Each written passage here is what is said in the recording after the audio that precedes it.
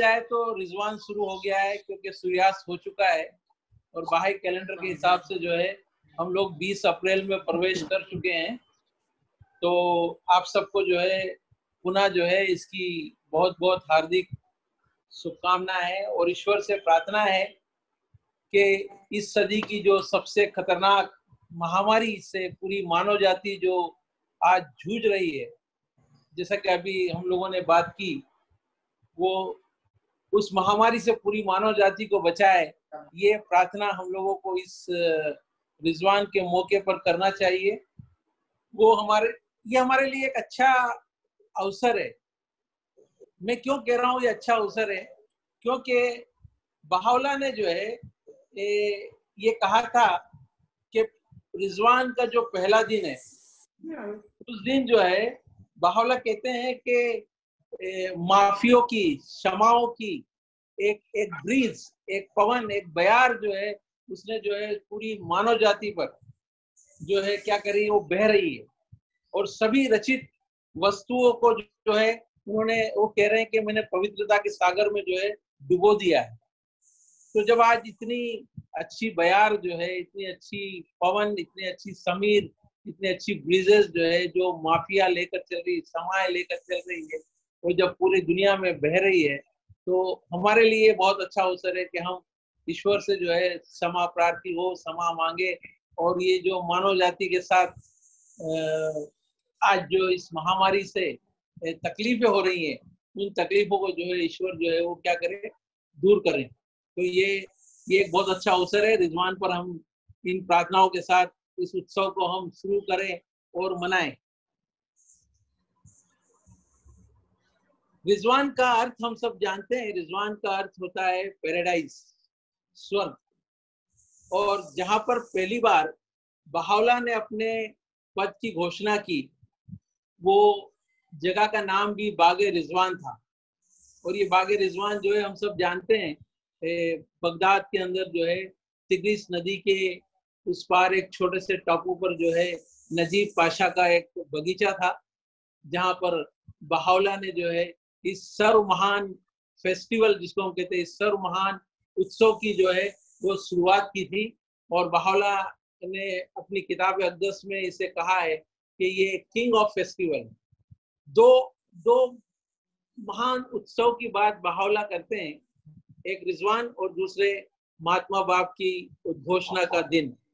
ये दो जो है पर्व जो है वो बहुत महान है।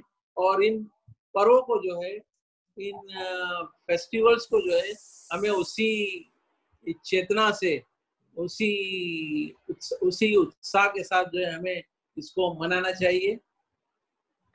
हम सब जानते हैं कि रिजवान का पहला, नवा और 12वां दिन जो है वो बहुत इम्पोर्टेंट है।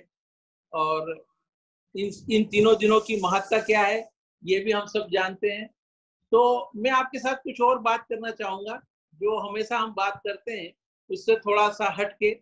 पहला दिन तो हम सब जानते हैं कि बहावला ने अपने कुछ चुने हुए अनुयायी और अपने 3 बेटों के सामने जो है अपने पद की घोषणा की थी।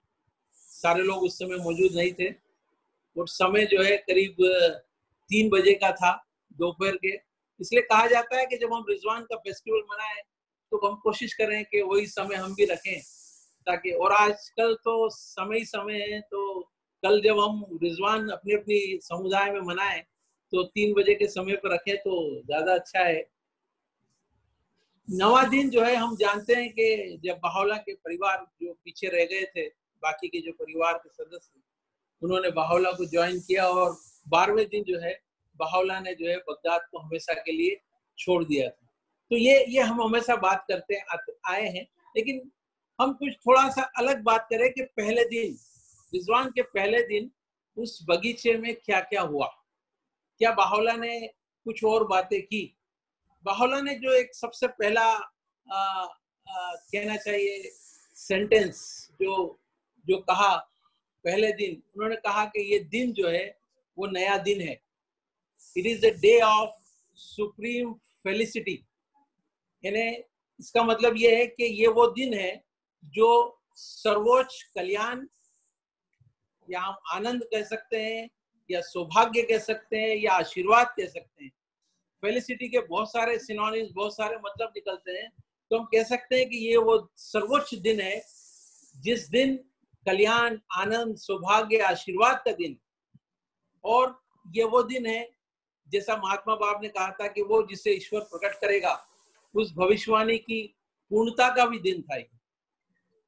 ये वो दिन था जब बहाई धर्म और बाबी धर्म, दोनों धर्मों के बीच में एक डिस्टिंक्ट बहावला ने जो है एक नई जो शुरुआत की, क्योंकि उससे पहले तक लोग बाबी धर्म के नाम से ही जाने जाते थे और बहावला को भी जो है महात्मा बाप का एक अनुयायी मानते थे। लेकिन ये वो दिन था जिस दिन बाबी और बहाई धर्म में एक कहना चाहिए एक अलग अलग डिस्टिंक्शन जो है नामों में शुरू हुआ। और उसके बाद से फिर बहाई जो है वो शब्द जो है बाहोला के अनुयायियों के साथ जुड़ता गया। इस दिन बाहोला ने अपने बगदाद का घर छोड़ा। पहला दिन जो था जब वो बगदाद का घर छोड़कर रिजवान के बगीचे में आ रहे थे, वो सीन भी जो है एक बड़ा ही क्या कहना चाहिए हृदय विस्कारी सीन था। It was just like a commotion. लोग इतने भावुक थे और जिस तरह से लोग विलाप कर रहे थे, जिस तरह से लोग बाहोला को रोकना चाह रहे थे, वो उसका वर्णन करने के लिए हमारे पास बहुत समय होना चाहिए। मैं उसको कट शॉर्ट करके जो है ये कहूंगा कि बाहोला ने कहा था कि ये जो घर मैं छोड़ रहा हूँ वो मेरा सर्व महान घर है। द मोस्ट ग्रेट हाउस जो है से उन्होंने बाहोला ने अपने बगदाद के घर को डेजिग्नेट किया था कि मेरा सर्व महान घर है। और जब वो वहां से चलकर रिजवान के बगीचे तक गए तो इसकी तुलना उन्होंने मोहम्मद के उस यात्रा से की थी जब से जो है इस्लाम का हिजरी कैलेंडर शुरू हुआ था, जब मोहम्मद ने जो है मक्का से मदीना की यात्रा की थी। तो उसी के रूप में जो है बाहोला ने इसकी तुलना की है। पहले दिन बाहोला ने अपनी घोषणा के अलावा 3 और मुख्य बातें कही। ये 3 मुख्य बातें जो थी, पहली ये थी कि धार्मिक युद्ध को उन्होंने खत्म कर दिया। धार्मिक युद्ध को खत्म करना इसका मतलब ये था कि इस युग में अब कोई भी व्यक्ति तलवार या किसी और हथियार या किसी और चीज से जोर जबरदस्ती से धर्म को नहीं फैलाएगा। ये पहली बात। दूसरा उन्होंने कहा कि 1000 साल तक दूसरा कोई भी ईश्वरीय अवतार नहीं आएगा।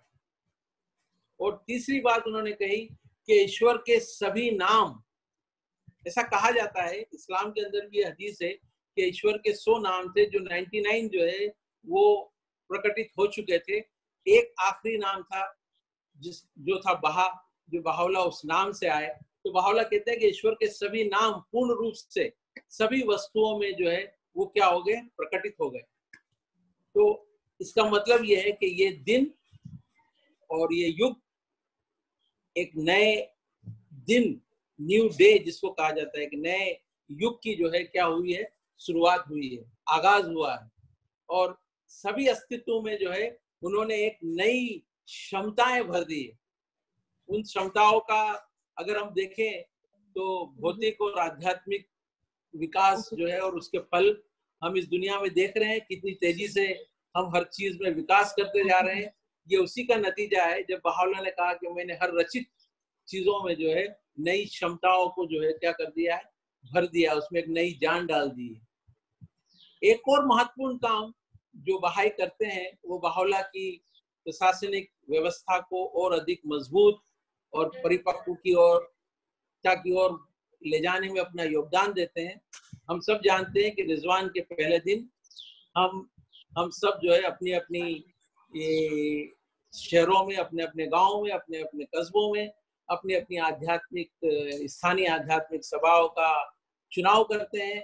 और इस बार जो है ये हमारे इस संकट के समय में हमारे लिए थोड़ा सा कठिन काम है।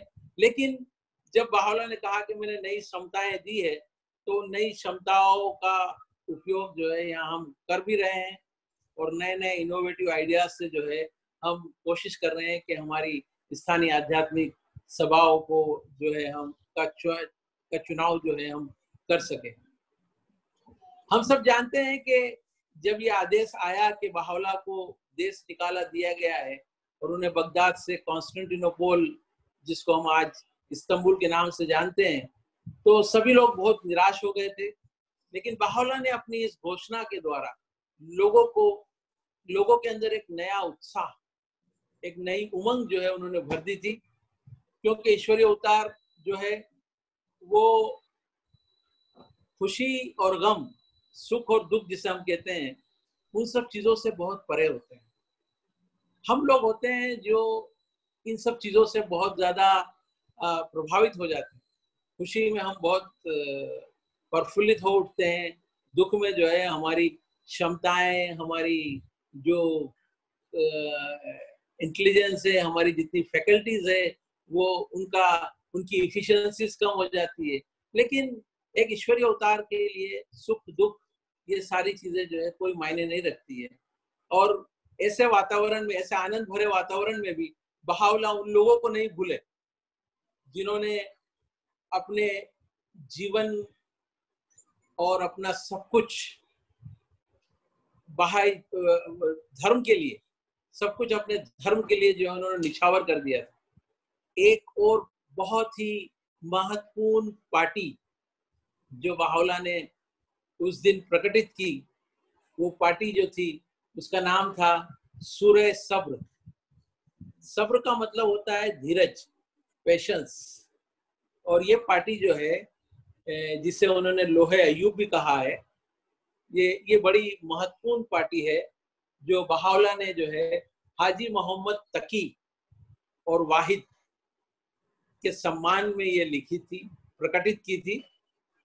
हाजी मोहम्मद तकी जो है वो नेरीज के थे, नेरीज के रहने वाले थे, बहुत ही सम्मानित व्यक्ति थे वहाँ के, और बहुत बड़े आमीन थे, ट्रस्टी जिसको कहते हैं। अगर आप उनके पास कुछ पैसे रखते हैं और उन पैसों की जो रसीद आपको देते थे, वो रसीद जो है उसी पैसे का उसका मूल्य होता था। कोई भी उस रसीद को लेकर इतने पैसे दे सकता था।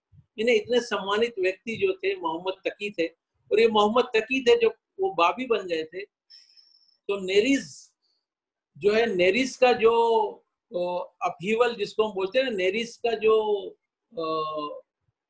अपहीवल को क्या बोलेंगे, नेरीज की जो घटना होगी, जो जैसे शेख तबरसी में हुआ, वैसे ही नेरीज के अंदर एक छोटा सा किला था, जैसे फोर्ट तबरसी। तो नेरीज जो है, मैं क्यों इसको यहाँ पे लेकर आया रिजवान के साथ, क्योंकि रिजवान के पहले दिन ये इतनी इम्पोर्टेंट लो थी जिसके जो हमें जानना चाहिए।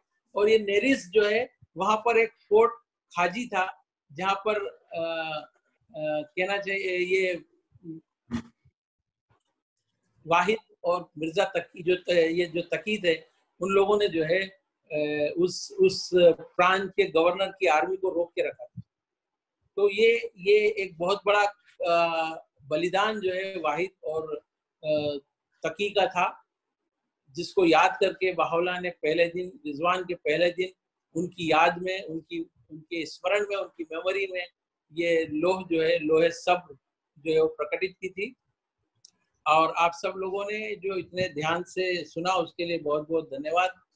आप सब लोगों को पुनः एक बार रिजवान की बहुत बहुत शुभकामनाएं, और उम्मीद है कि इस रिजवान के मौके पर हम ईश्वर से प्रार्थना करेंगे कि इस मानव जाति जो है इस महामारी से जो है जल्दी से जल्दी जो है वो मुक्त हो जाए, और एक नए रूप में, एक नई एकता के साथ, एक नए विजन के साथ जो है इस दुनिया को देखे, और जो दिव्य योजना ईश्वर की है, जो योजना है, उसके लिए जो है ज्यादा से ज्यादा लोग इसमें भागीदार हो। Thank you very much.